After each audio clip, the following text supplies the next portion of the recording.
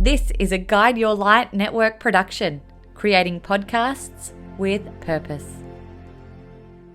Hello, I'm Maritza Barone. Welcome to the Things You Can't Unhear podcast. Has there ever been a moment in your life where you heard, read, or were told something that you simply could not unhear? Something that made you stop in your tracks and helped you to see the world differently in some way, a better way. On this podcast, we create those life-changing moments for you through interviews with some of the world's most profound people around the globe. We explore groundbreaking ideas in health and well-being. What we're really doing is getting to the root cause of your symptoms.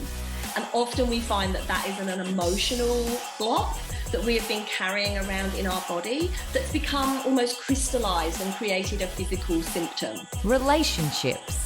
And for women as well, when I talk about respect, it's called respecting yourself, which is don't overgive. Women will tend to put themselves one down, and then wake up at 40 and go, wait a second, I am woman, I deserve respect. Personal and professional transformation. This is true of any skill. You only develop it by doing it.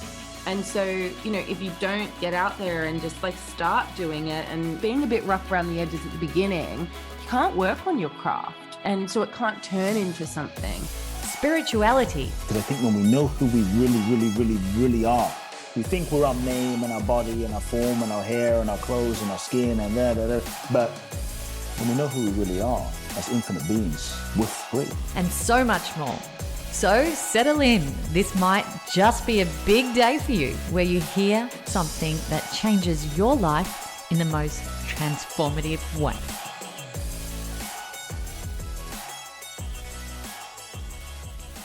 Hello, my friends. Welcome to another episode of Things You Can't Unhear. I'm Maritza Barone, and today we are going to be diving deep into the uncharted waters of intuition, business, and the visionary approach to life. And I know you guys love these topics because I watch how many of you download these episodes whenever we talk about these type of topics. So today we have a truly exceptional guest who is here to shed light on this, as well as the mystical, the magical, and the profoundly transformative parts of life. Our guest today is none other than the best-selling author, internationally acclaimed oracle expert, spiritual intuitive, personal transformation thought leader, and business strategist, plus an artist and educator, Colette Baron-Reid. She's got over 35 years of experience in this field and has helped countless individuals tap into their intuitive powers and embrace their inner visionaries. So today's episode promises to be a journey of the mind, body, and spirit as we explore topics that will leave you feeling enlightened and inspired. We navigate the chaotic waters of Mercury and Venus retrograde. So if you were feeling that, you will tune into this and not feel so alone.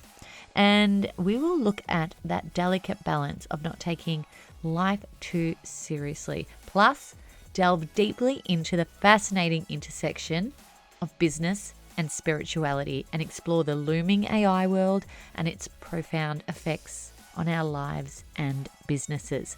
And as a cherry on top, Colette will guide us with an oracle reading for the collective, a moment that you will not want to miss, that will guide you and leave you feeling inspired and connected to the universe. So if you're ready to embrace your inner visionary, tap into your intuitive power and discover the mystical world that awaits, join us on this extraordinary conversation with Colette Baron-Reid. And don't forget to hit the subscribe button if you feel called to do so. We've got lots more exciting episodes coming up that you don't want to miss. And we have a link in the show notes that will take you straight to my website where you can sign up and be part of our community to hear about all of the new offerings we have coming up. As always, thank you so much for listening to Things You Can't Unhear. Be sure to share this with anyone who you feel will benefit from listening. Welcome, Colette, to Things You Can't Unhear. Well, thank you. And I love the name. Firstly, I will release this post this astrological environment we're in right now. Yes. But currently we are in Mercury retrograde and about to go into a blue moon. And it's feeling a little chaotic, Colette. Right. But we're also in Venus retrograde. And then there's other kinds of transits that are going on right now. I think there's a Saturn transit today too. So, and I'm a day before you, but we're pretty much at the same time. Doesn't matter. So yeah, the chaos is about a restructuring and a reassigning. It's like everything is being reassigned. And yet at the same time, I think we all feel like racehorses trying to get out the gate, and it's not opening. Right. So, and I think a lot of nodding chaos, profusely, right? And you can't really get stuff done, even though it feels like you're talking about getting stuff done. But it's weird. I have to have a sense of humor. I love Mercury retrograde because I like to go over things. So it gives us an opportunity. And I usually launch my school during a Mercury retrograde because that's the time when people need to rethink things and recalibrate and renew. But this particular one feels really like I wanted to eat a whole jar of peanut butter today. How's that? I did say, listening to you say these things makes me feel very comforted because it really explains a lot of the feelings and emotions and frustrations and all of those emotions that have been coming up over the last couple of weeks and in the recent days. And it's like, right, maybe it's not what I'm doing. Maybe it's not the blockages or the flow or whatever it is. There's a wider issue. There's a wider cause going on that is out of our control a little bit that we need to sort of ride the wave with. But don't you think, though, we're always going to translate it into a personal thing? I think we are personal. So we have looked to the stars, we've gazed at the stars, we've looked at oracles as a method to find out where we are, to discover, are we going to get what we want? Are we on the right track? Where are we? And so when there is a broader, more collective influence, if you will, celestial influence or more than that even, and the fact that we're all going through such turmoil everywhere right now socially, so there's that we then immediately go back, well, have I done something wrong? Is there any way I could control this so that I could get what I want?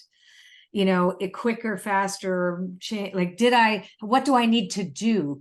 But there isn't anything that we can do other than, like you said, ride the wave and not take ourselves too seriously. Right. We have to have a sense of humor because I think we take ourselves so seriously these days. Oh, everything is so serious. Right. Right. Everything is it's so right. bad. I'm laughing because I'm resonating so much. I did read on your Instagram page this morning, actually, you had put up some affirmations that really were quite calming as well. And I found those helpful to sort of just flick through and read. And there were a couple that really sprung out to me that I know saying those aloud regularly throughout periods like this can be very helpful. So I suppose mini little tricks and techniques like affirmations can help us ride the wave. Yeah. And I one of the things about affirmations, if you say them long enough, you'll start to believe them. So that is a way for us to, work with our brain plasticity, right? So when we are saying, like I'm saying, I'm safe, secure, or I'm life is an adventure and I'm feel light and or spirit has always got my back and the universe has my. When you say it often enough, you then train your brain to recognize that as a truth. And I have to say, even though people also love to say something about what is it, toxic positivity, if you're too positive, because everybody wants to sit in their dirty diaper.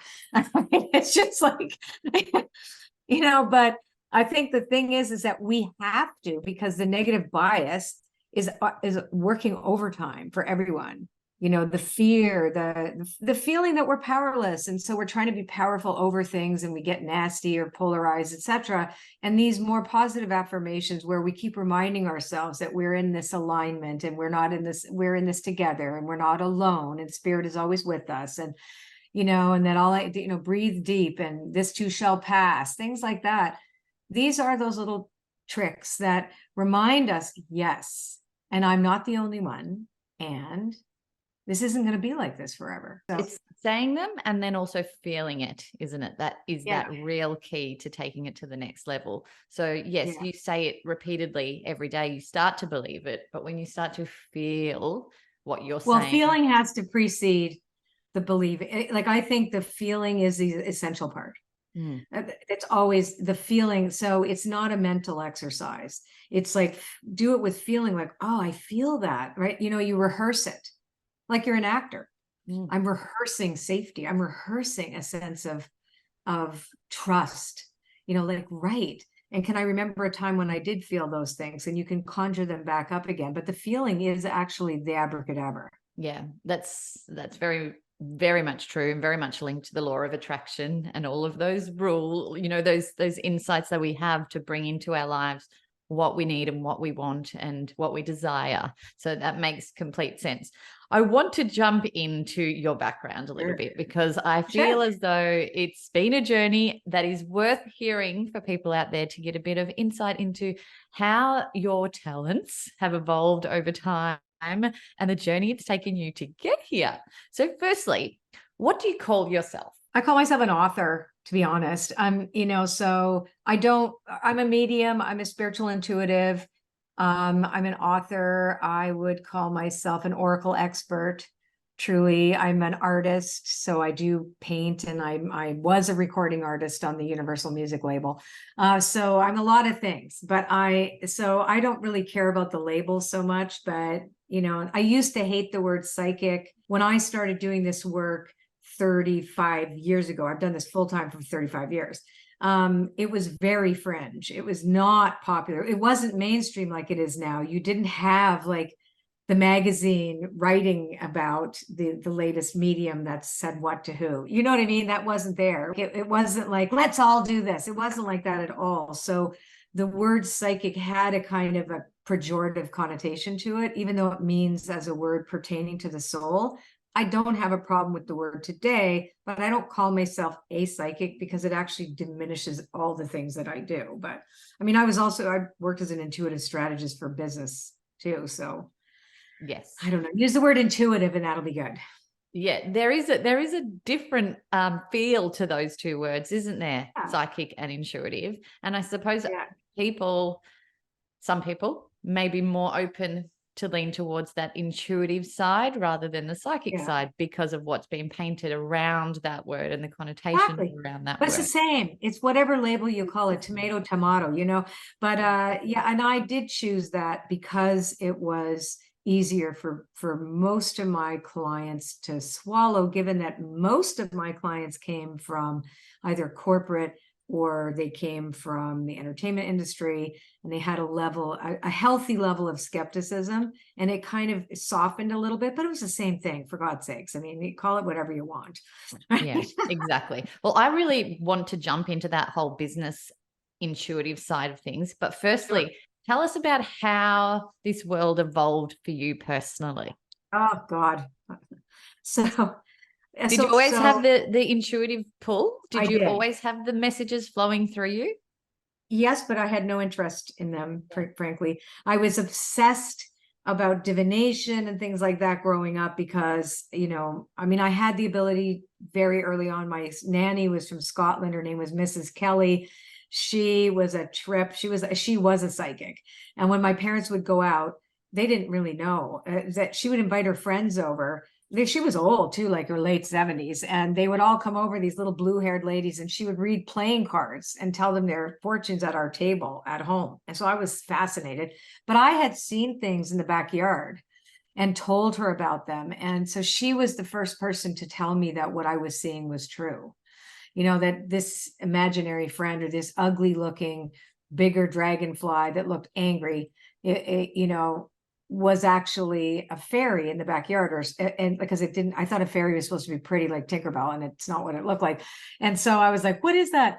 And then she'd bring me out with little pieces of sugar cubes and bring them out on a leaf. And she said, we're going to bring out the sugar cubes and we'll put a little bit of milk in a thimble. We're going to put it out there and then they'll be nicer to you. And it was weird, like things like that. So whether or not she encouraged, an imaginary, a child's imagination, I really saw those things. And most of us lose the real access point as we age, as we start to recognize who we are in society, etc. My father taught me how to read Turkish coffee cups when I was about 13.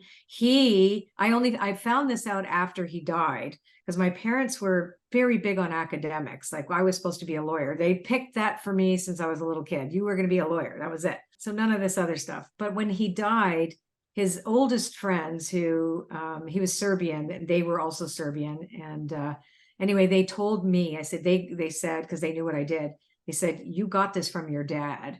And I said, really? And I said, well, he did teach me how to read the cups. He said, you don't realize your mother forbade him to do anything to do with what he could see about people, because at a cocktail party at your house, he read someone's cup, went into a trance, and basically outed all these people in the room that were having affairs with each other. Right? So, Wow. and my mother said, I'm going to divorce you if you ever do that again. So I did not know any of this at all. And my dad kind of secretly showed me how to do the cups. And then I got my first tarot deck. So I was interested. Let's just put it this way. I had an affinity and a deep affinity for the subject, but it was not, I never in a million years would consider it as a career. What I wanted was a career in music. So I pursued music. That's my pursuit. I still had to go to university. I had to go to law school. My parents made me, but with the long story bearable, I fell into doing readings professionally while I was trying to get a record deal. So I used to tell people the first 6 years I did this, I don't really do this. I'm really a singer. Don't come back next year. I don't really do this thing. And meanwhile, within 6 years, no internet. Listen, no, I'm not kidding you. No internet. Even we didn't have cell phones. Like, we're going back to the early 90s, right? We're going way back. Okay, 1992. And maybe you weren't even born, but I had clients that had called me at that point from 29 countries. Wow. And I was so freaked out. I'm like, where are you hearing about me? Oh, I got your name in an airport. Oh, my colleague did this. And this woman flew all the way from Ireland on the way to somewhere else and stopped off, and the limo waited outside while she came in and got a reading. Like, I had the craziest people would tell each other from all over the world. And I remember starting to cry, thinking that, oh my God, what is going on? Like, do I have to do this? Like, what is going on? And to me, it was the easiest thing. Like, but just go away, because I've got a music happening. So God, like, man plans and God laughs. So, and I think that, and I taught because I loved it. I taught what I knew, what I saw, I started teaching tarot, but to me, it was all one big hobby that was just going to go away. Of course, that's not what happened. Of course not. It's interesting because what happened at all. When people do have a psychic or a reading or an intuitive that they go to and they hit the nail on the head, that's when they pass that number on. I still believe. Yeah. I still believe to this day that word of mouth is our most powerful and most accurate and respectable way of building a business, if you will, because I know everybody wants to jump online. And listen, I sound like an old lady going, oh, I don't like social media. But it's like, I mean, because I complain a lot about it, but it is good. I didn't have it when I started, but I think people put too much emphasis on the false numbers that are really vanity numbers. Oh, look how many likes I got. Look how many things. When really the truth is, are these people going to book a reading with you? Are they going to book coaching with you?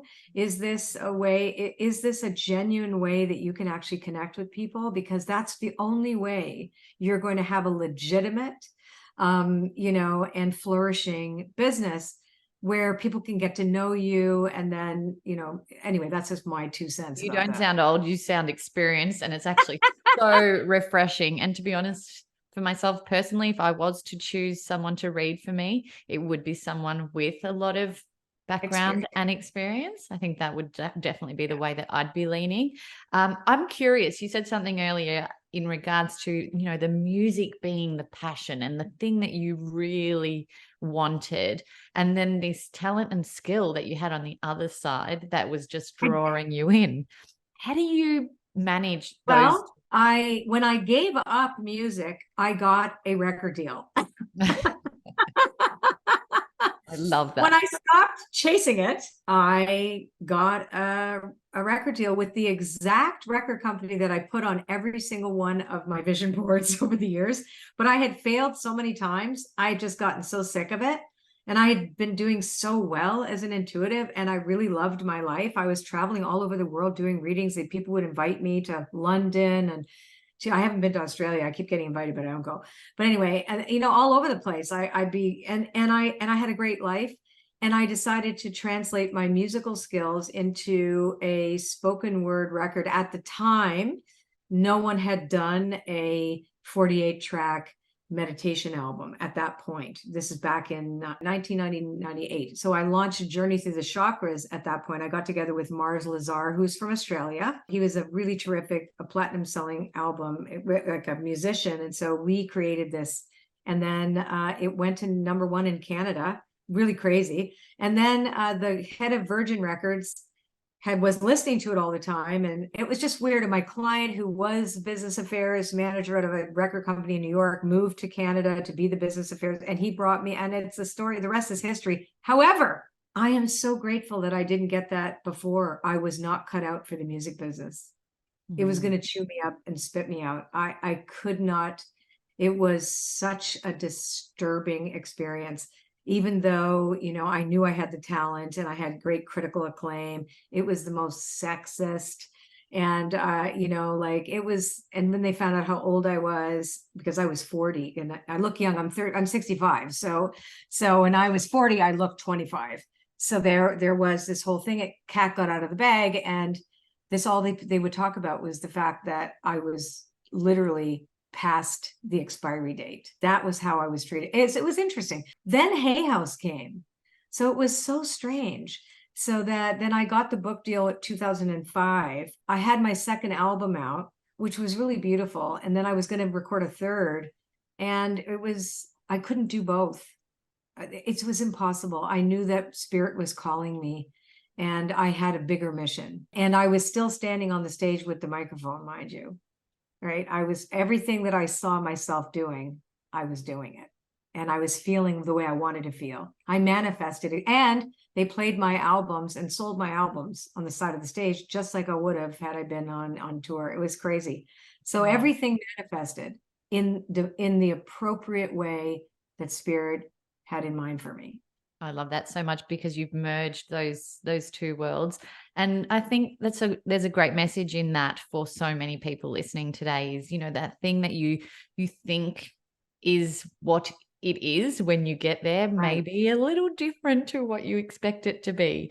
And you need a little bit of help from the outside to tweak that dream. And that exact thing happened to me with the media world, with TV presenting and all of the work that I was doing in TV and radio. And I just found that once I got to that place, that was not what I thought it would be. Right. Right. And thank God that you had the wherewithal to know that, because, you know, and not see it as a failure. I think that was, I went on to teach a lot about this, and this is a big core piece of my teaching. It's, you know, that who do we need to become to have the life that we think we say we want, right? And then can we align with spirit's, you know, with what spirit's idea is to match that essence of that feeling state. And so because I had suffered with my own will, like banging against the door for so many years, I realized, oh, wow, I could have done this differently. Maybe I could save people a lot of suffering by showing them that, no, this is it. You can still have a dream, but keep surrendering it. You know, keep surrendering it, because it will come in a better form. Exactly. It will. It will come in the form that is meant for you, and it will come in what you can handle, and it will reflect your wounds too. I'm just sitting with that for a minute. You can have a dream, but keep surrendering it, because it will come. Yeah, I love that. Come in the way it's supposed to. And that doesn't mean that we sit back and become armchair astronauts. You know, this is not the point. The point is that every single one of us, in spite of whatever is going on external to us right now with the chaos and whatever, that this is the collective, our dreams matter.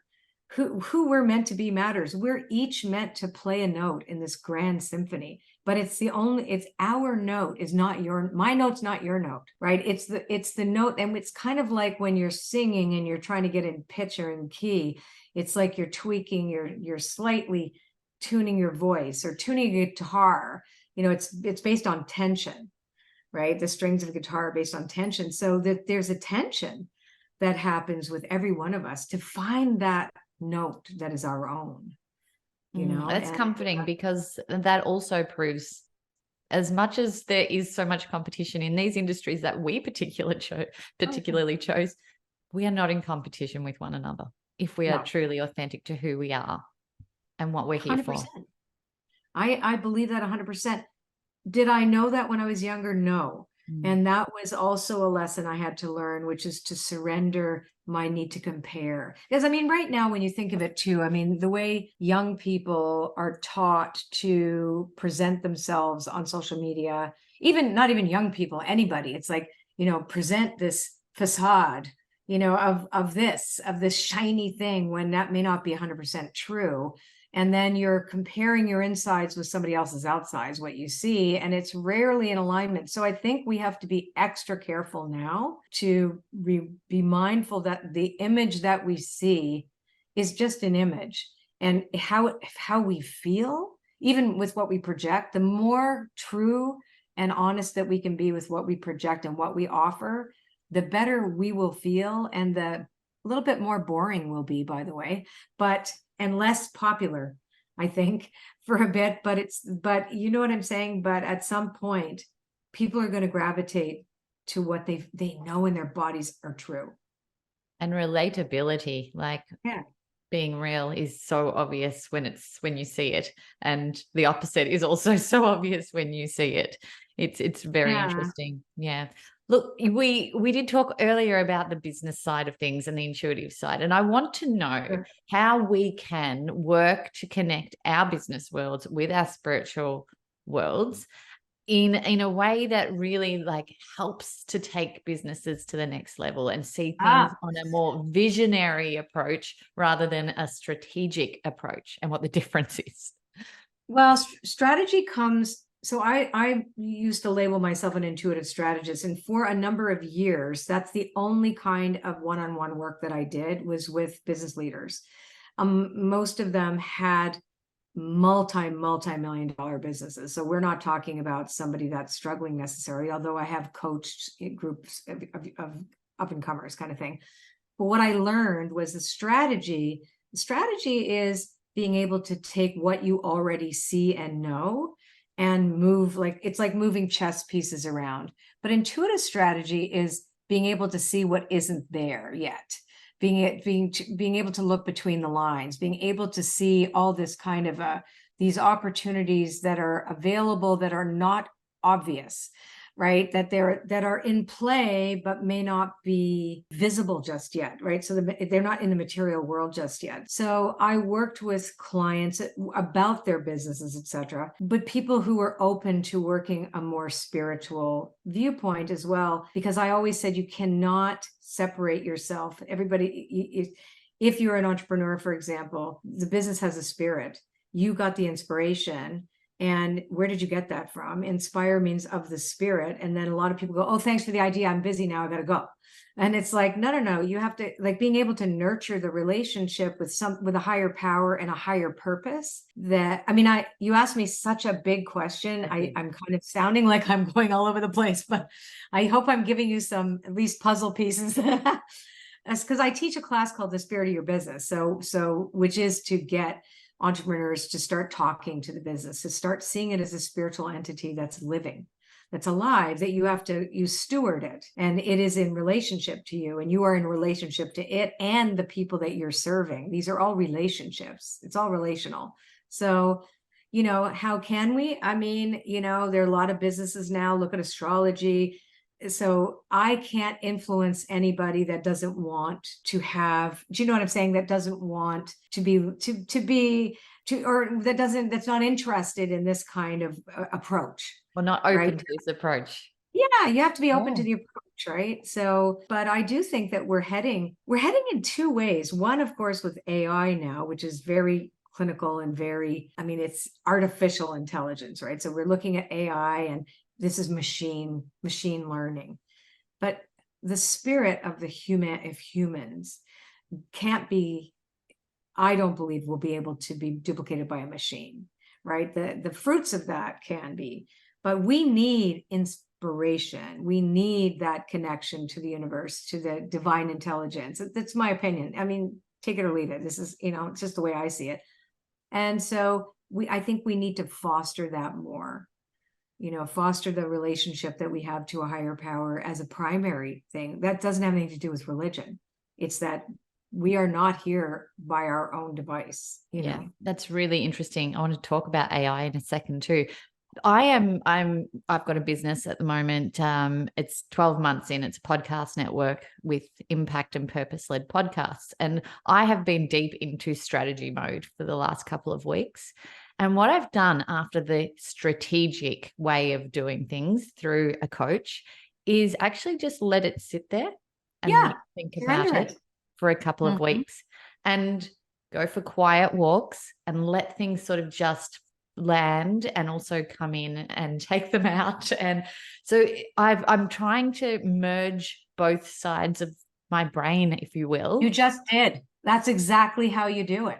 It's like, get the idea, download it, then you have to strategize, then you actually have to pull the pieces around, then you have to surrender it, and then come back and see, does this still fit? What has occurred? How have I evolved, or has the idea evolved without anything that I do? I set it in motion. It's like we take one step towards the gods, they take 10 steps towards us. So you come back, and then your epiphanies will come. Oh, that thing there I thought was so great, not a good idea. Because no matter how much you strategize, you have no control over what happens on the other end. That's right. You have to feel it. That's you have right. to feel it. And then you have to surrender it. Surrender, and then be grateful for it all in advance and walk away. I feel like the energy, my energy, is really different in both of those situations as well. Whereas, the strategizing can drain my energy. Literally, When's your I feel birthday? 31st of October. Okay, so you're Scorp. Okay, yes. So that feels like a drain of energy, whereas the surrender feels amazing. It feels uplifting and motivating and freeing. And I really am conscious of both feelings. Yes, I feel inspired when I strategize, but I do realize I'm absolutely exhausted after it. And drained, because it's taxing, because strategy is not a flow state. Strategy is a direct focus. It's a state of focus and blinders on. Like, you're looking at and I'm going to use the chessboard. You're going to look at the chessboard. There's only so many pieces on the board, and you're going to move it around and see, can you make predictions? Right? Because it's prediction based, right? You're looking at, okay, if I do this and do that, then will this happen? Da, da, da, da, da. And then it get to a point where you are fried because you don't have those answers. You just don't have them. But the doing of it it's like telling the universe, okay, all these possibilities and potential realities, do me a favor, sort them out for me and come back, because now I have named them. Right. And then, but it is a very different feeling. And then when you surrender, there can even be a little sadness attached to it, or poignancy. It's like, okay, I don't know, but I'm just going to be free now and liberated from all this exhaustion of the head. And listen, right? What's your rising sign or your moon? Oh, I don't know. Yeah. Okay, you have to find out. Yeah, because it depends too, like what you're influenced by, because not everybody's the same, right? So the Scorpios do tend to be very deep. It's all death and transformation for you. Get deep, go in the trenches there. I'm a Cancer, also a water sign, right? So we like to have some flow. We have to, but I'm also Cardinal. So I want to get in there and control it. And like, okay, this, but I have to lie down after. It's like, okay. taking a quick minute to interrupt this conversation to let you know about something exciting I am growing. As you might know, I'm incredibly passionate about helping people to find and share their voice, especially if their voice is one that aims to create positive change in others. And I've launched a podcast network with purpose. It's called the Guide Your Light Network, that features podcasts and voices that inspire, educate, and transform listeners. And we have a library of podcasts that are part of our network that truly embody that mission, and we're looking for more. If this has sparked interest in you and you are ready to start exploring speaking and using your voice in this way, I'd love for you to check it out.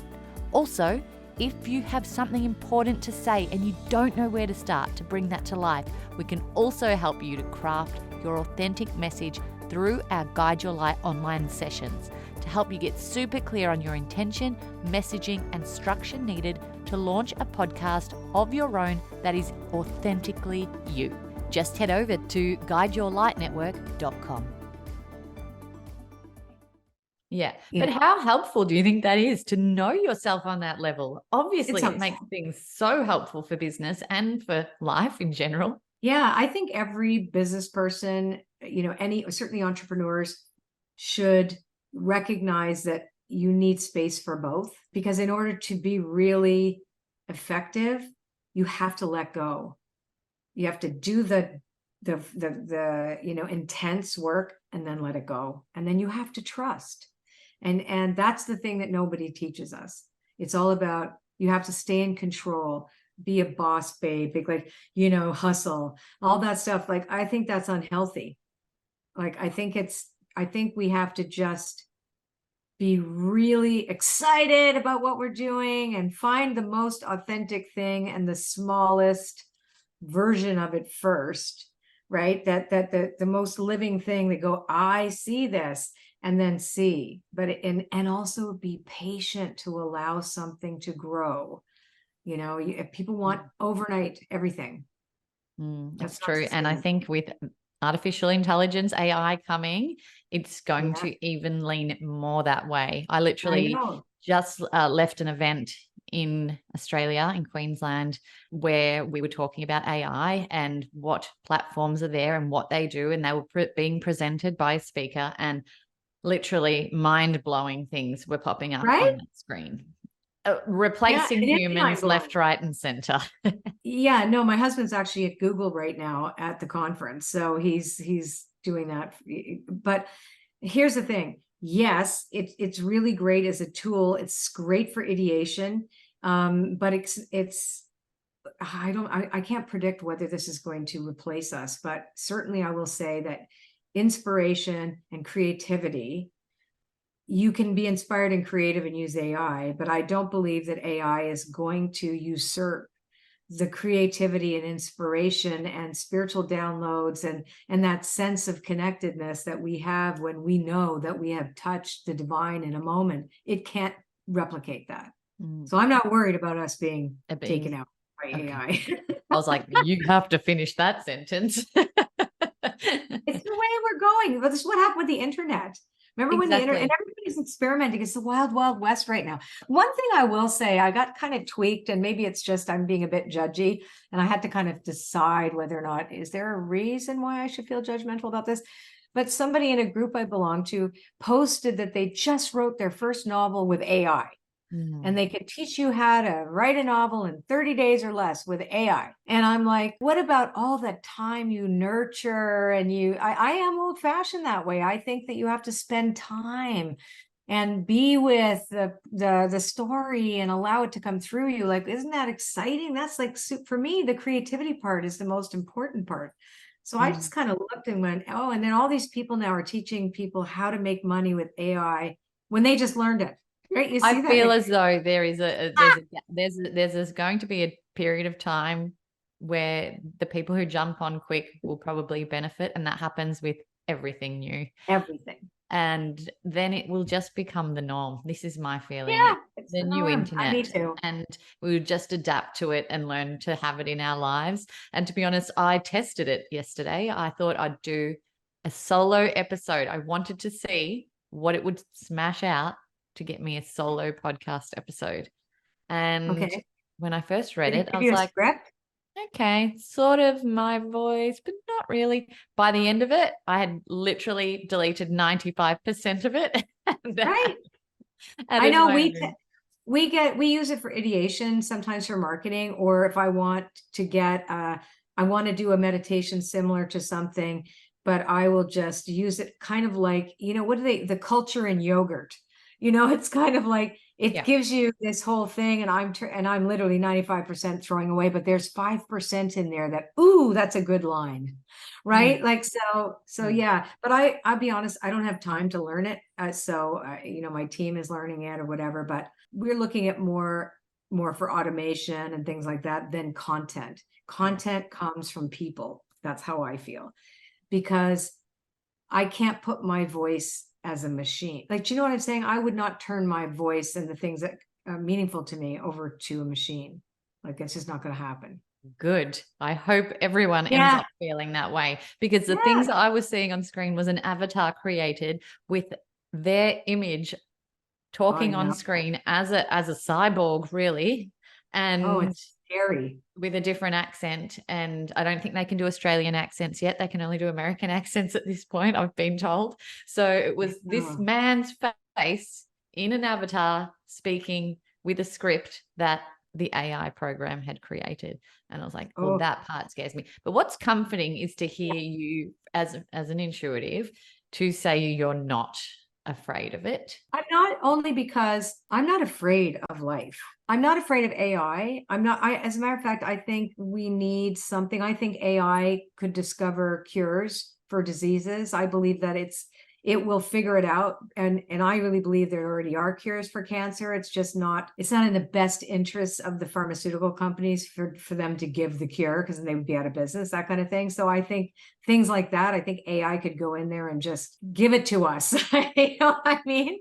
So for wellness, I think it'll be smart enough to also design. A doctor friend of mine were talking about how it can actually take your blood and tell you and know everything that you need, like real medicine for each person. At this point, obviously, it's only for wealthy people that can do that, but we're talking about the potential eradication of poverty or food insecurity. Things like that can be figured out by AI. So if we use it correctly, it can solve a lot of problems.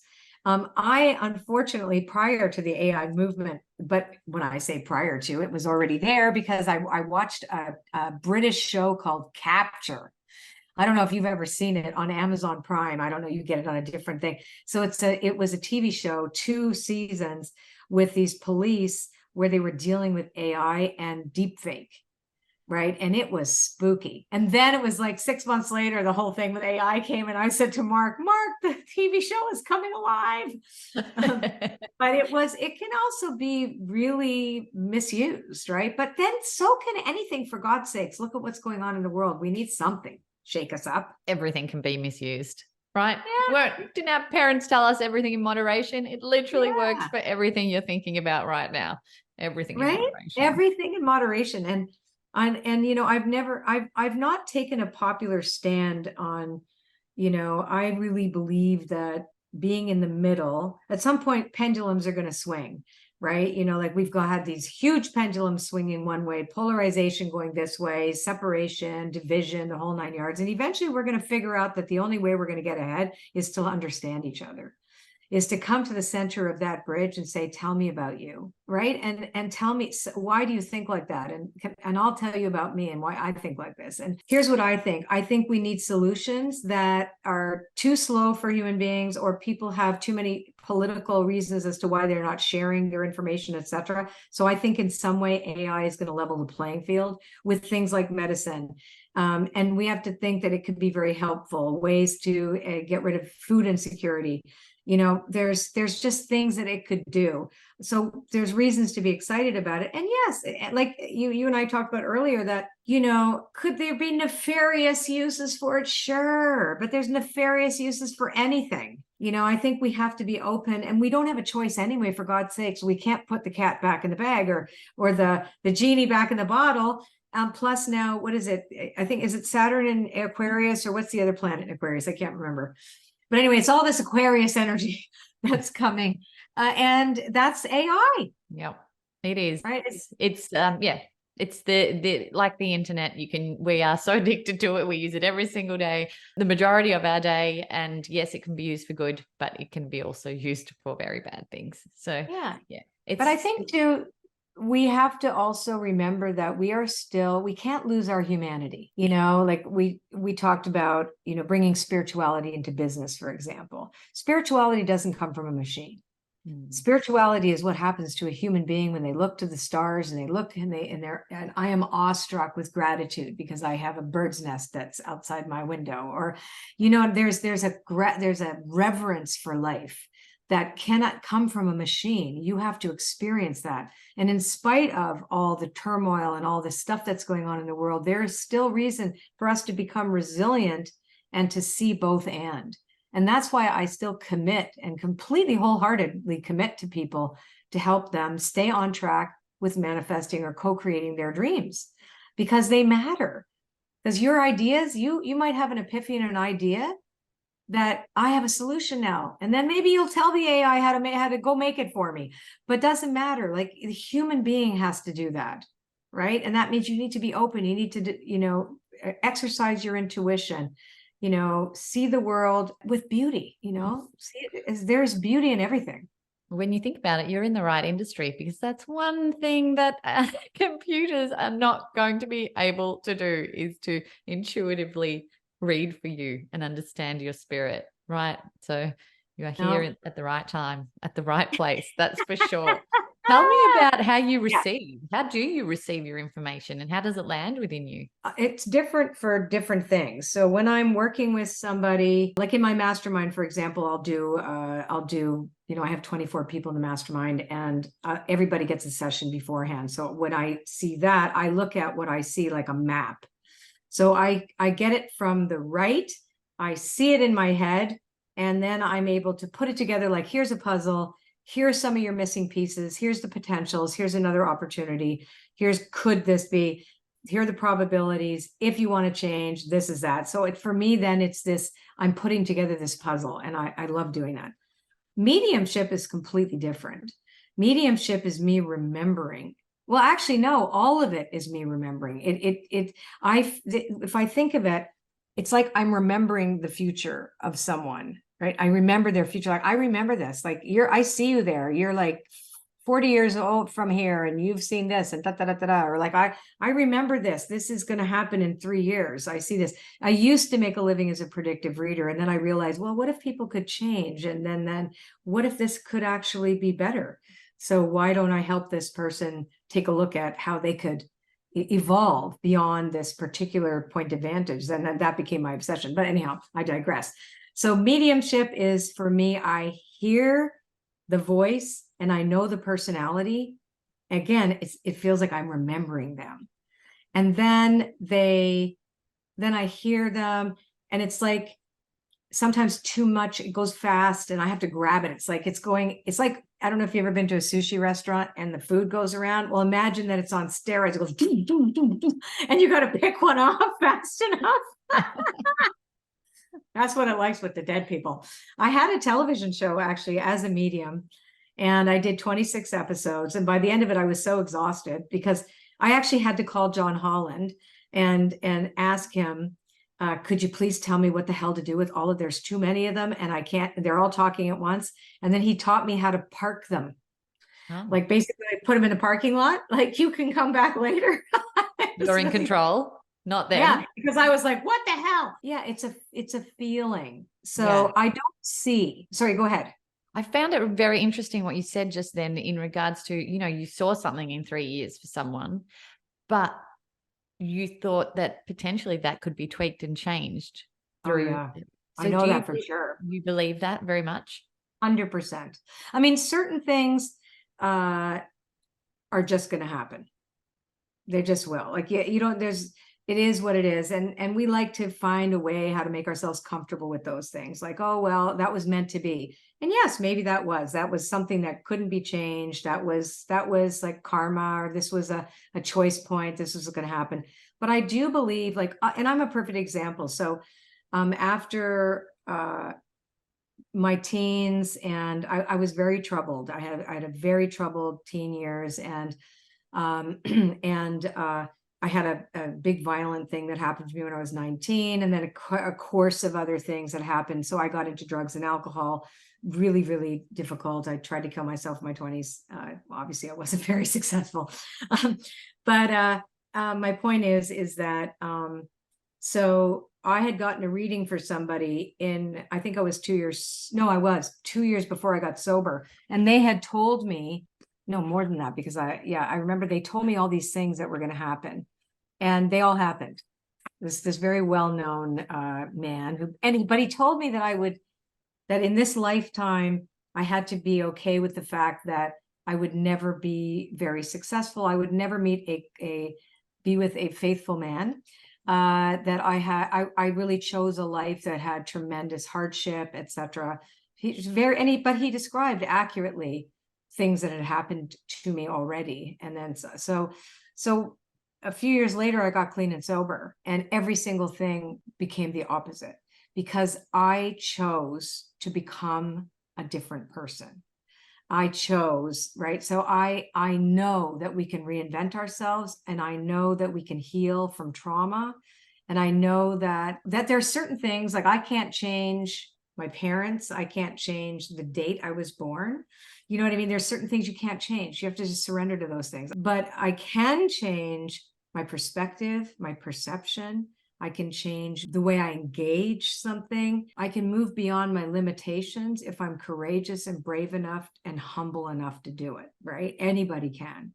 That's beautiful. That's so beautiful. And I'm sure that would hit with so many people listening to that right now.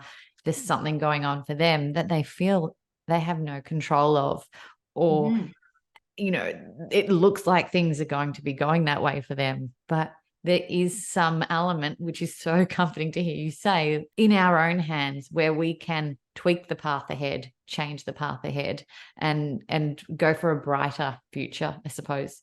Yeah, but I didn't do it alone. See, that's the other thing. So I really believe community is really important, being around like-minded people or people with the same. So I got clean and sober and went to 12-step programs originally.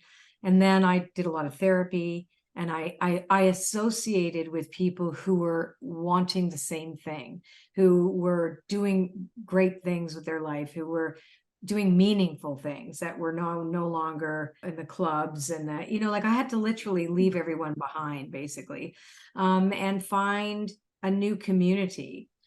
So I think for me, it's one of the reasons why I created Oracle School and my membership was to create community for people. So I always make a joke and say I'm the mother of all orphans, and we're like this bunch of big giant group of mystical misfits, because you could just be yourself. And start where you are, and to be reminded that we're not broken, that everybody's dream matters, but no one's is the same, and also I think it's just so important for us to just learn that we are not prisoners of our past. You know what I mean? Like, there is redemption. I know with cancel culture, it sounds like there's no redemption. People are like, oh, you're canceled if you do something. So nowadays it's that when I say, oh no, there's redemption, and people will not really, but there is. Once you get past that, like people have to be able to change, make amends, work towards something better, and to have the grace to do it. So if everybody got canceled, they got into AA or Cocaine Anonymous, I was a very, very active in that program a long time ago, not today, but nobody would be alive, right? It's like you have to have places that you're safe, that you can be yourself, that you can grow and not feel shamed by it, or not feel that, that the limitations imposed upon you by other people's attitudes or ideas or judgments. You have to be able to have that somewhere. So I'd love to see more of that.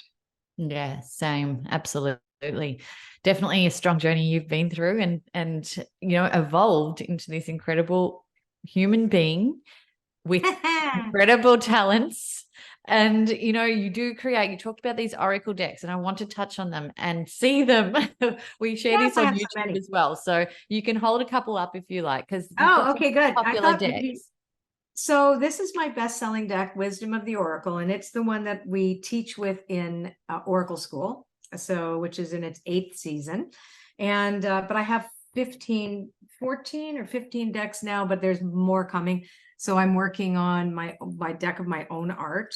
That's coming next year. And then I'm doing an Enneagram deck, and then another deck with Alberto Vialdo called the Shaman's Compass. So I do a deck a year. It's kind of like I'm one of these, I give birth once a year.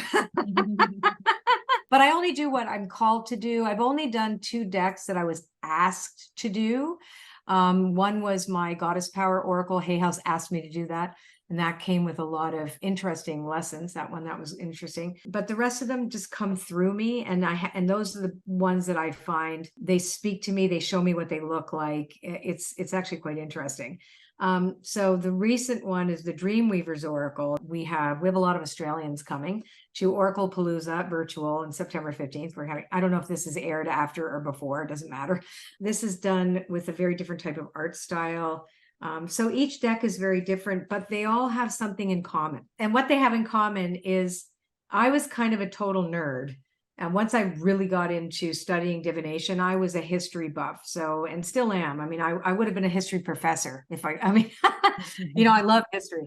So I really dove into some really obscure divination systems like bird augury, which comes from the Greeks and Romans, and water divination. But then looking at systems like the I Ching, which is tens of thousands of years old, the tarot, which has been around since the 15th century, Norse and Celtic runes, different ways in which different cultures from around the world use tools to reflect where they were and what would happen if they made certain choices, right? Because that's really what they're for. But they all had something in common, even without knowing each other. And that means that what I mean is that they had a lexicon that worked together, or a vocabulary. So I fashioned one based on a kind of like an amalgamation of all of them when I found what did they all have in common.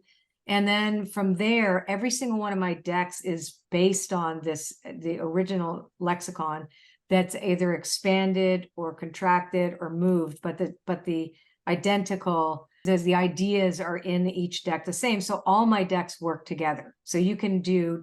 So I actually teach people how to work with a council of my decks in this level 2 of my Oracle school. But to really, and the point of doing them is more about creating a conscious, dynamic dialogue with your higher power, where you start to recognize 1000% that the universe knows you, witnesses you, and knows how to talk to you, and can tell you how to stay in alignment with why you're here, and to show you also how to get out of trouble if you fall into a pattern, or because most of our patterns come from our wounds, our unprocessed wounds. So my decks are reflective of that. Yeah. So I don't know what else to say about them, but I love the explanation of why to use them. I think I've not heard that said so well before. It really makes it clear as to what benefits people are getting out of you bringing these and using them consistently in their life. So interesting. Well, you have to be careful not to get into oracle abuse, because people use them too much to look at the future. Does he love me? Does he love me? Is he going to leave his wife? Is that, like, you know what I mean? Like, I'm scared.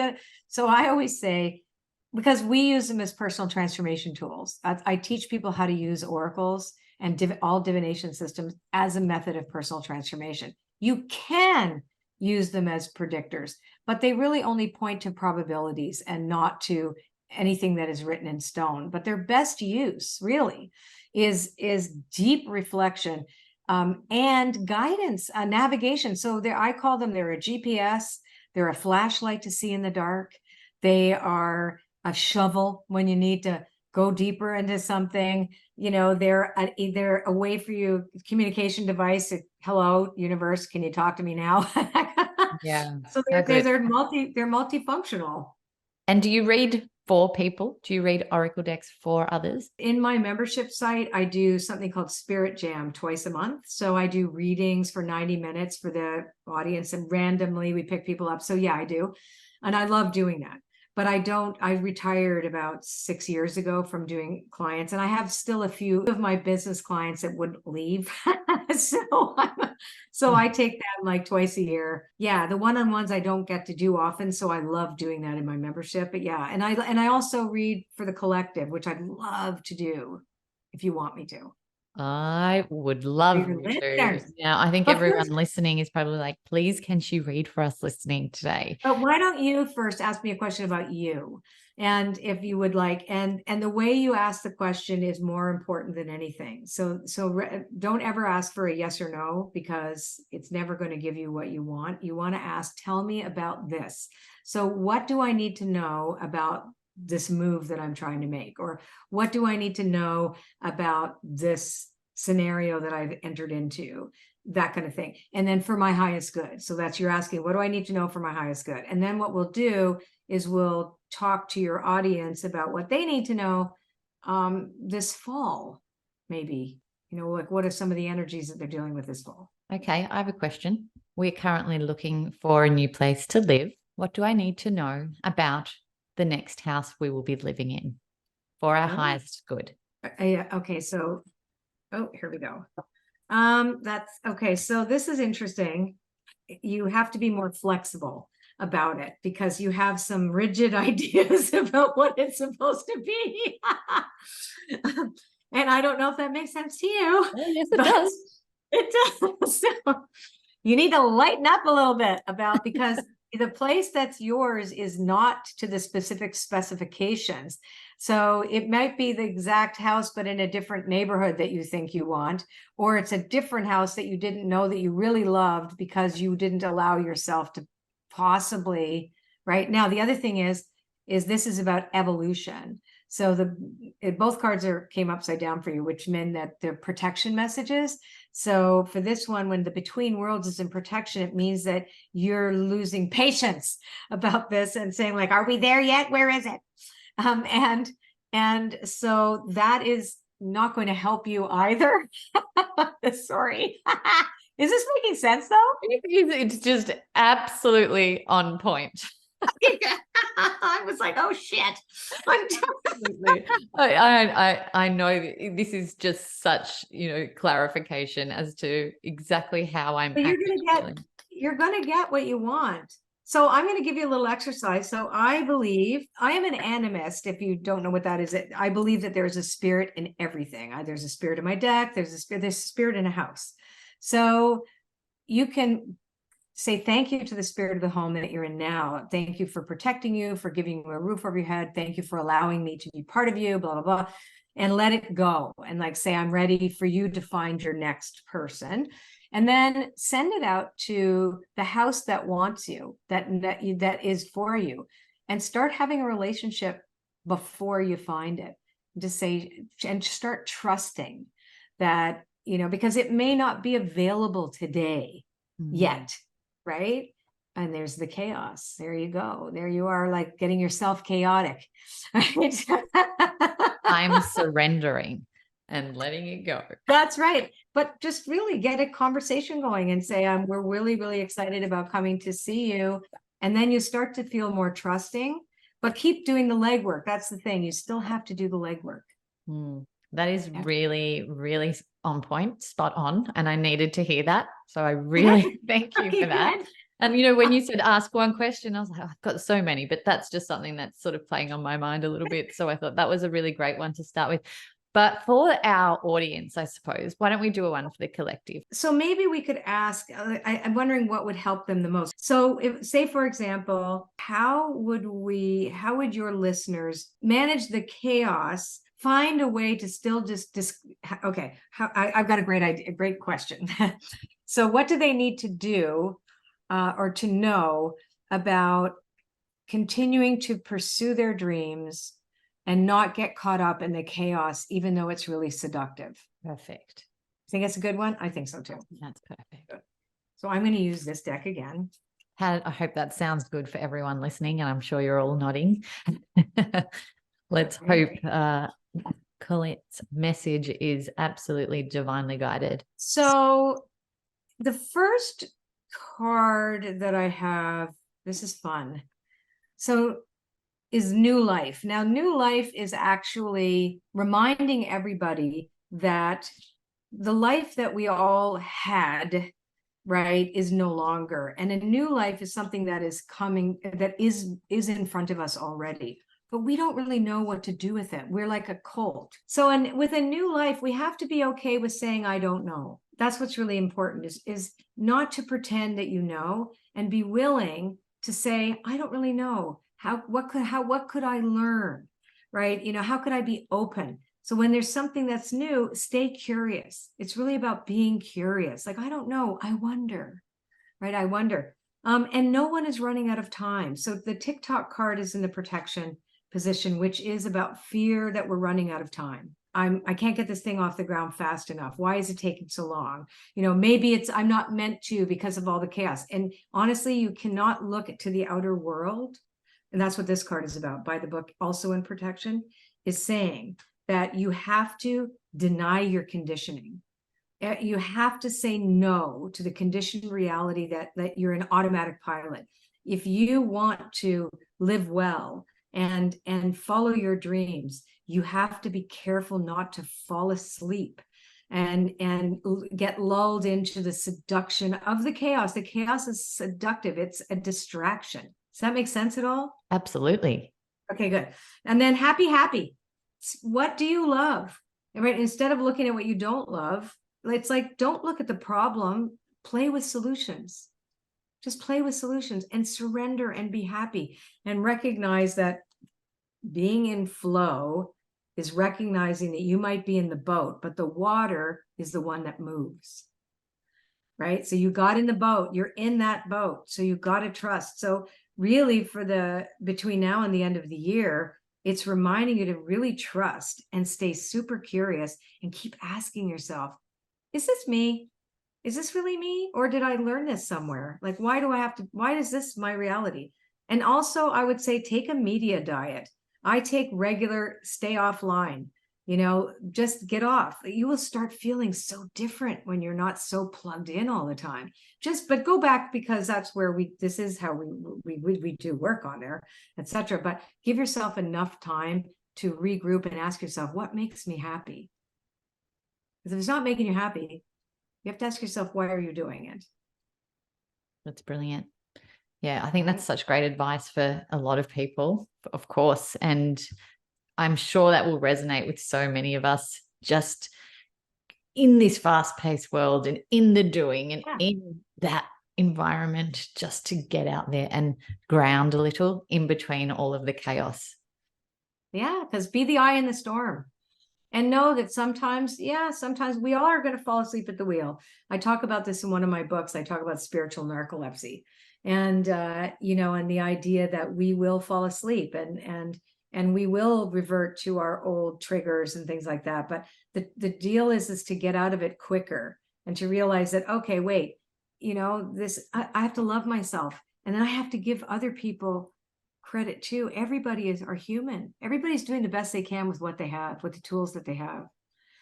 And do your own work. That's the other thing. I love that. Before I let you go, Colette, I want to ask you one question, and it has to do with the title of this podcast. You can't unhear. Okay. So has there ever been some comment made, or something you read in your life, or something that someone told you that was something that you could not unhear, that really stopped you in your tracks, and you thought, I have to create change from hearing this? Wow. Okay. Yeah, I think the first time I heard the serenity prayer, God grant me the serenity to accept the things I cannot change, courage to change the things I can, and the wisdom to know the difference. The first time I heard that prayer, I never forgot it. Same. And I haven't heard it for so long. And when you said that, then that stopped me in my tracks, because it's probably been 25 years since I've heard that as well. Yeah. And maybe someone's hearing that for the first time today. So thank you so much for sharing that and everything you have in this conversation. I've loved every moment of it, and I can't wait for everyone to hear you, see you, engage with what you're doing. And thank you again for being part of this conversation. Thank you for having me. This was awesome. Thanks for listening to the show. What did you think? And what did you feel? Let us know by leaving me a message on the Things You Can't Unhear Instagram community page. And if you can, give us some ratings love on your favourite listening platform.